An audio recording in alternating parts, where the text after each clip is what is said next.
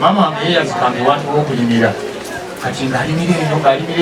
waliwo ewantu gye baatwazikanga netulawo nga tulimirayo nnyo nentuuka n'okulowooza nti oba twagulawo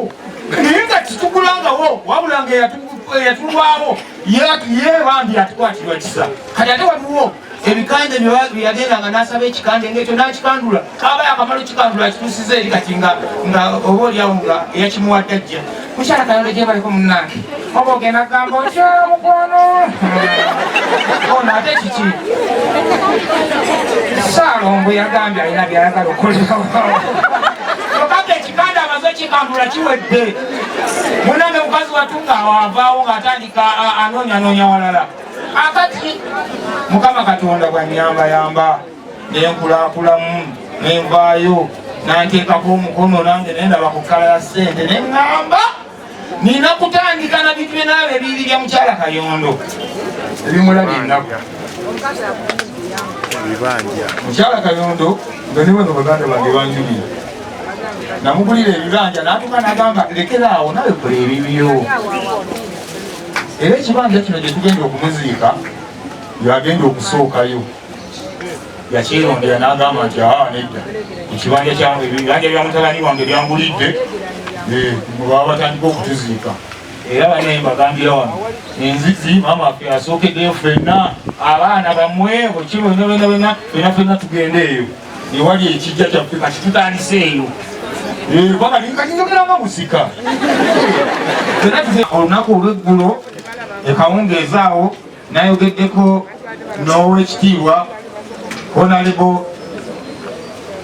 Robert Kyagulanyi Ssentamu nantegeeza nti nogenda kulwana nnyo ndabe nga nkola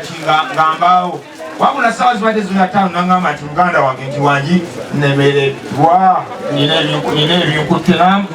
n'aweereza obubaka obw'obusaasizi munnange naye tumwebaza yebale nnyo yebalire ddala muganda waffe ava kwogera lunaba eriripazo yebale nnyo yadde yakagwawo wano naye n'akyankala nnyo olwalama n'agamba nti amazzi g'olwaleero gonna gonna agenda gagula era n'akikola n'akituukiriza lunalo webale nnyo yebalire ddala wakubeera waliyo abazzeero ne bamwegattako era nabo ne bakola kiri kimu nebaza muganda wange Zambali Blasi omukasi naye yatuweereza obubaka twebaza Right Honorable Nabbanja Prime Minister tubadde tuli wano naye n'atuweerezayo miliyoni z'ensimbi 2 abanaye tumwebaze nnyo omukyalo oyo yabaawo omusaidizi omuyitawo mwenna abayiriba ate bandongo yabinyanya ebazaana baba Kabulasoga Events batwadde katoniza amazzi 40 SBL Events omukulu Shafik atuwadde tenti 5 n'obutebe 10 tumwebaza omuganda wange bidipako tuyirire ffenna naye yatuwaddeyo tenti ne ku butebe tumwebaza tulina mikono gyaffe aba St Emmanuel kino nno kaliawo katiimu kaffe katonotono tukalimu abamu bakozi babukedde abalala bakusidde sitwegatta katiimu kaffe ako nawo kavuddemu twakagulamu mugenzi DJ Emma nga agenze kati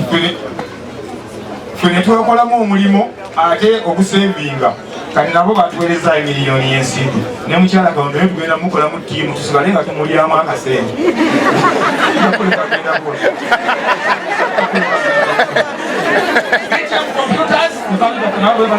omulongo babiri esaala webale yatuweereza miliyoni y'ensimbi olunaku olweggulo omukulu Lugongu Director wa Iruview Matanga webalire ddala gwe tubadde naawe mu mbeera yonna nebazanye muganda ngesini omuganda wa ham yatukozeeko bulungi nnyo tweyanzanye tweyanzeege tubadde tuli awo nga zireeta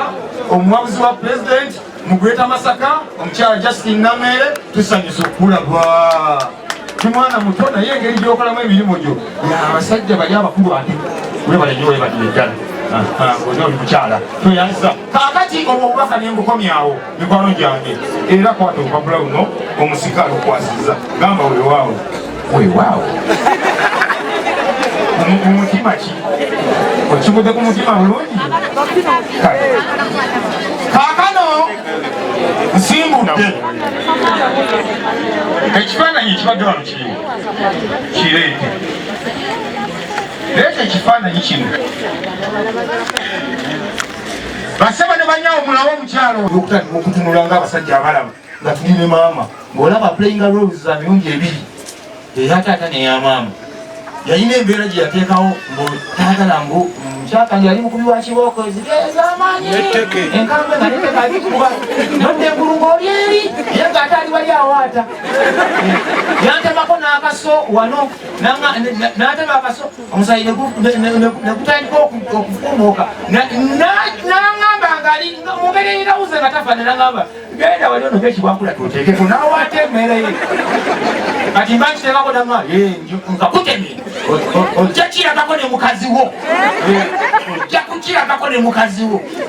empumu yo ngiinako wano nembalesi ya mukyala Kayondo yankubira nali neekaabya yali awaatena nina okulaba akasomero kiranga omusaayi kaakati yoyo mukyala Kayondo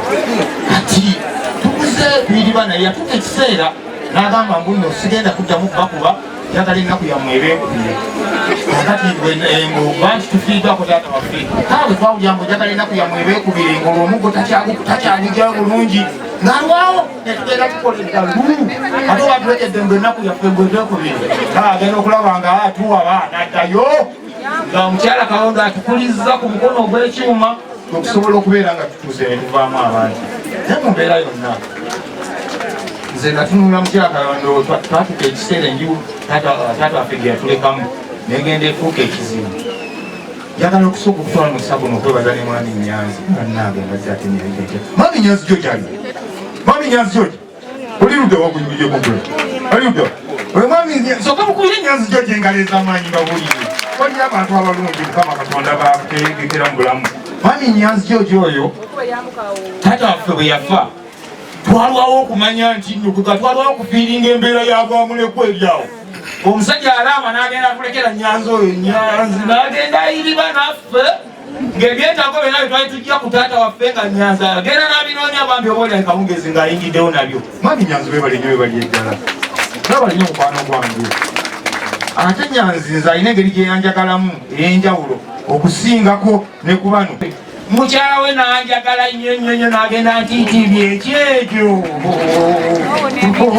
waliwo olumu nali ngenda ku ssomero negenda neekaabya nga siina nsonga naye nga njagala mbuze obadde ki aliyoddawo ono omukyala ono yakolera ddala lolo ya maama kajja nankyalira ku ssomero ebbanga lyonna nabala nnyo webali eddala mukyala Nyanzi namuyitanga mugole mu kaseera jagalira kudda muyita mugole naye ng'ate abundidde mu bufungo bingi bye twakula nga tulaba wano nga bwe mulabawo tewayinza kumala kulima mmere esobola kuliisa abaana nga bano bonna nga bw'obalaba maama wange yeeyazikanga ewantu w'okulimira kati ng'alimira eyo waliyo ewantu gye batwazikanga netulawo nga tulimirayo nnyo netuuka n'okulowooza nti oba twagulawo naye nga titugulangawo wabula nga eyatulwawo ye bambi atukwatirwa kisa kati ate waliwo ebikande bye yagendanga n'asaba ekikande ng'ekyo n'akikandula aba yakamala ekikandula akituusiza eri kati nga oba oliawo nga eyakimuwadde ajja mukyala Kayondo gye baliko munnange oba ogenda kugamba okyala mukwano ono ate kiki Saalongo yagambye alina byayagala okolerawo okagga ekikande amaze ekikandula kiwedde munange mukazi watunga awavaawo ng'atandika anoonyanoonya walala akati Mukama Katonda bwanyambayamba nenkulakulamu nenvaayo nanteekako omukono nange nendaba ku kkala ya ssente neŋŋamba nina kutandika na bintu byenaabo ebiiri bya mukyala Kayondo ebimulabye ennaku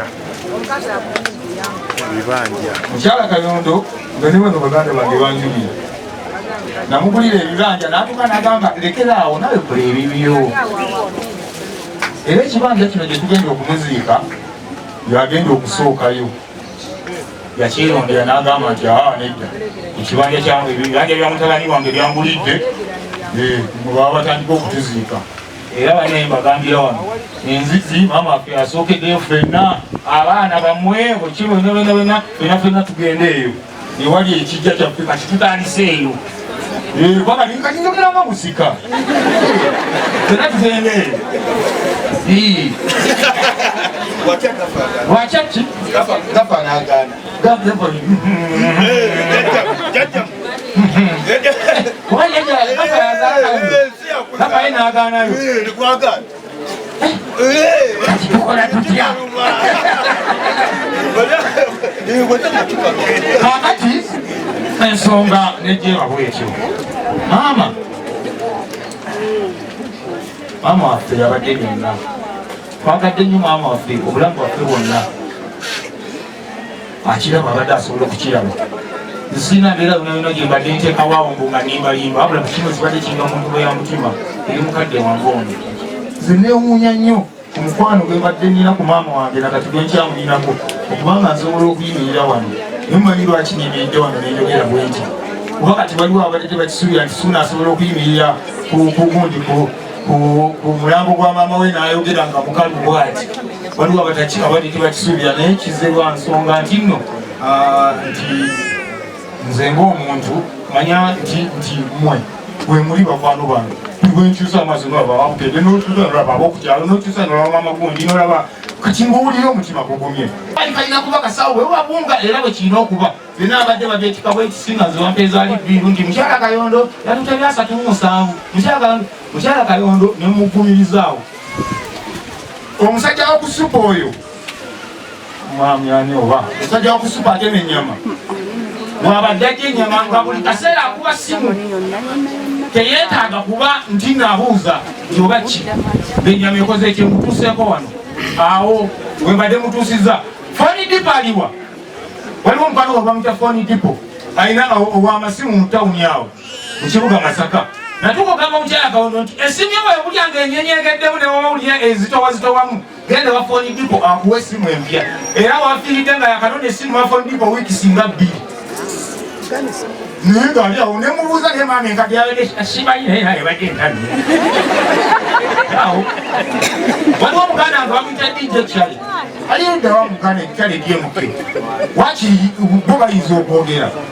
Charlie DMK atunda by'amasannyalaze ne mugamba nti bwobanga olina ekyamasannyalaze kyonna kyeyagala kubira oyo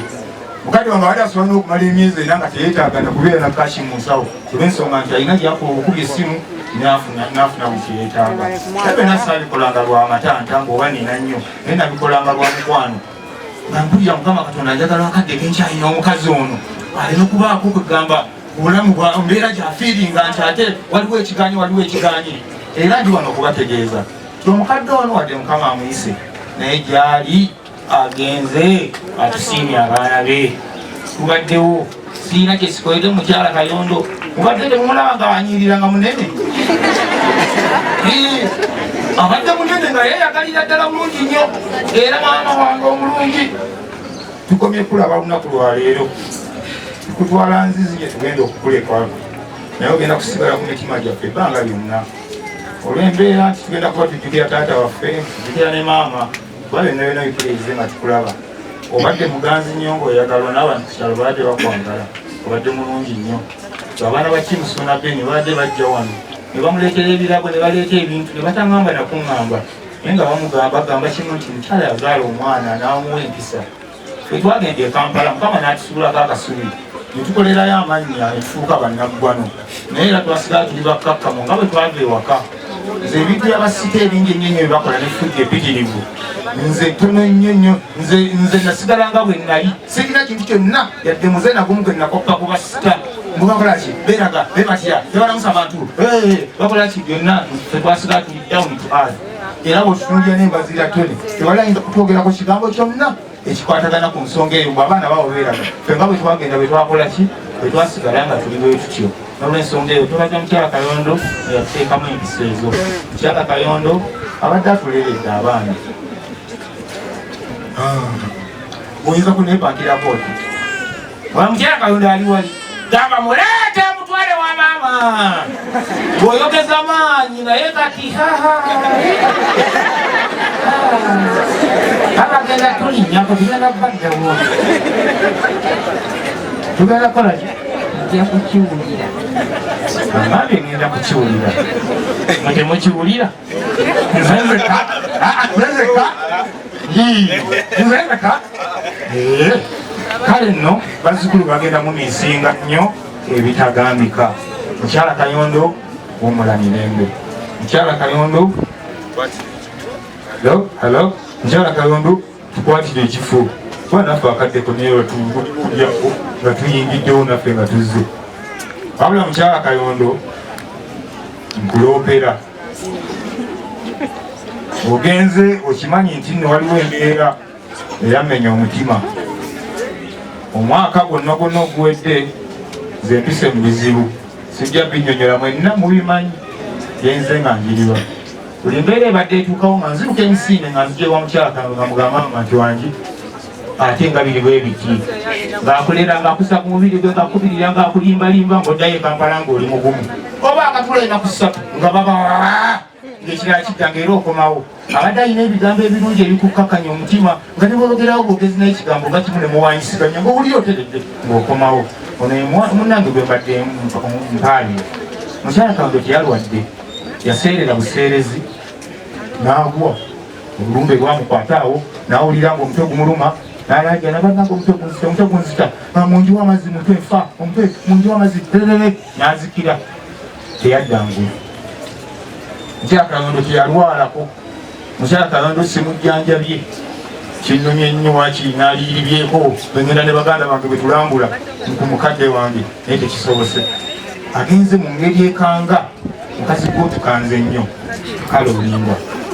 mu mbeera eyo nkutuma kimanyi nti ogenda wa Katonda direct kubanga ebirungi byokoze nebyokoledde kanisa bibadde bingi. Mukyala Kayondo bw'otuuka wa Mukama Katonda njagala omuwaabire ompaabirire omusajja gwe bayita Kamoga Properties eyanziba. Waliwo omusajja wamuyita Kamoga Properties wakuntebe road yakumpanya ekyapa kyange n'agattako akayiringu kesitegeera. Basebo ne maama bw'obanga otuuse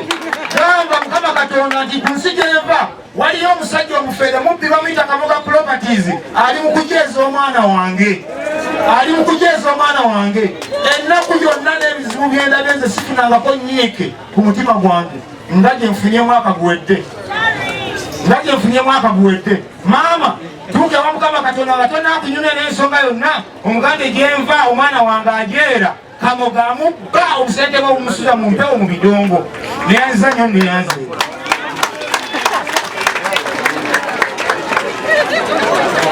Mukkirize mu kaseera kano museke ekirundi kyammwe ate nzireyo eri mukadde waffe.